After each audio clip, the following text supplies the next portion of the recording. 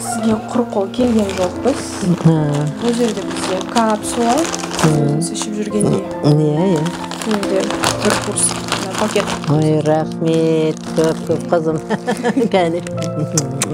Менің қыздарымдай қызым екесің. Мен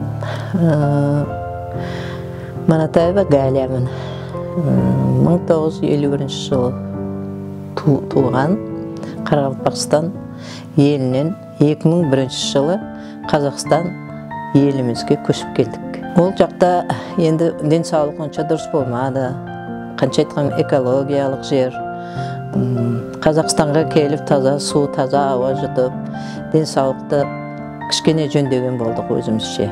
Өзімнің кішігірім семьям, кіші баламның қолындамын, Бауыржан деген балам, Ділназ деген келінім бар, Әсем деген немере қызым бар, үш ұл немере бар, солармен бірге тату-татты өмір сүріп жатырмыз.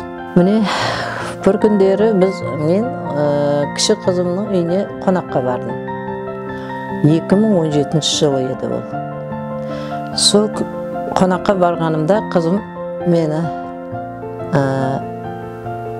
мама, денсаулығыңыз тексертейік, көзіңнен бөтенде қай жеріңіз ауырады деп сұрады менен.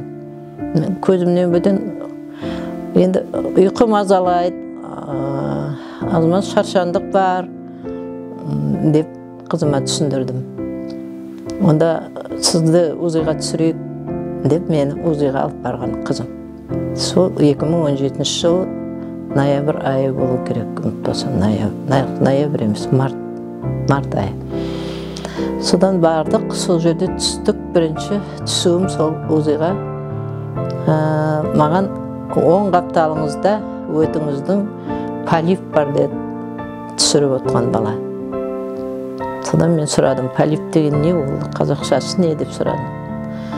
Содан полип деген сүйел, қалған жағын врачтар өзі түсіндіріп береді, қағазды алып барсаңыз деді.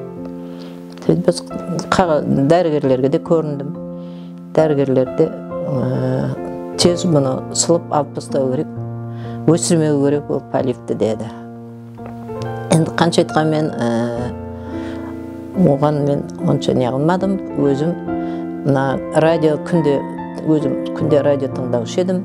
Радиодан осы ламифарен туралы күнде жарнама естетін едім.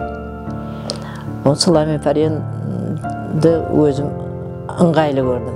Соны ішсем, табиғи дәрі, Ресейден келіп жатыр, теңіз балдырынан жасалған, жақсы өнім деп айтылып жатты. Маған бұл өнім ішпесем де алдын айтса да, сол адамдардың айтып атқанын бәрін естіп тыңдап, мен де осы дәріні алып ішкім келді. Сөйтіп осы дәріге, осы өнімге мен заказ қылдым. Маған сөйтіп ең бірінші 3 банкісін әкеліп берді. Содан қабылдап бастадым 3 банкіні. 3 банкіні ішіп бітіргеннен кейін қыздар айтып отырды маған неден, телефоннан. Енді ішіп болсаңыз УЗИға барып көріңіз деп. УЗИға барып өзім тексертіп көрейін деп бардым. Барып едім, бағанағы 1 сантиметр болып тұрған полип кішірейген екен көлемі. Содан мен кішкене өзімде қуандым да, және екінші рет қайтарып алып ішейін бұл өнімді деген ой болып, және заказ қылдым екінші рет, және 3 банкісін алып іштім. Сонымен 6-шы банкіні бітіріп болып, және барып түстім УЗИға. 3-ші барып түскенімде УЗИда менің өтте еш нәрсе жоқ, тап-таза деп шығарды. Қазір міне 2020 жылдың октябрьдің 1-нен бастап менде асқазаным мазалап бастады мені. Және ұйқысыздық, шаршандық пайда болды адамға. Жүрегім айнып бастады. Майлы тамақ, онша қабылдағым келмеді. Сосын және отырып ойландым да, және ламифаренге не қылдым, заказ қылайын дедім. Маған енді қыздарға звондадым, Айжан деген қыз қабылдады қоңырауды. сөйтіп маған капсула қиылысы шығып жатыр апа деп капсула қиылысының түрін соған заказ қылдым. Капсула қиылысы да өте жақсы, ламифаренің ішуге ыңғайлы, сондай әсіресе біздердей үлкен кісілерге өте жақсы өнім. Дәмі де жоқ, иісі де жоқ, маған өзіме ұнады бұл капсула. Қазір сол өнімді пайдаланып жатырмын.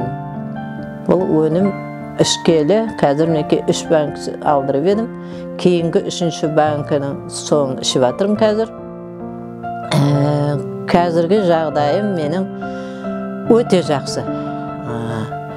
Көңіл күйім, иммунитетім өзімше күшті. Сондай, мына жеп-жеңіл санап, өзімді жеп-жеңіл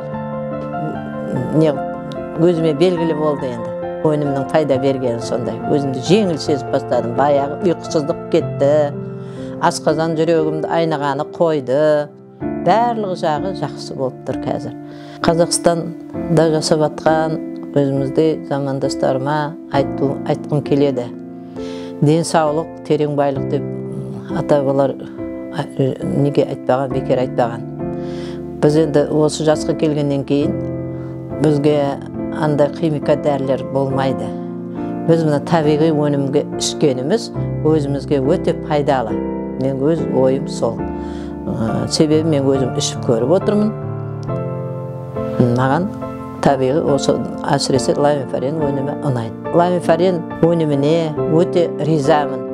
Оны шығарған Ресей мамандарға да ризамын. Осыны әкеліп беріп жүрген курьер балдарыма, осыны біздерге заказ алып қыздарыма бәріне өте ризашылығымды білдіремін.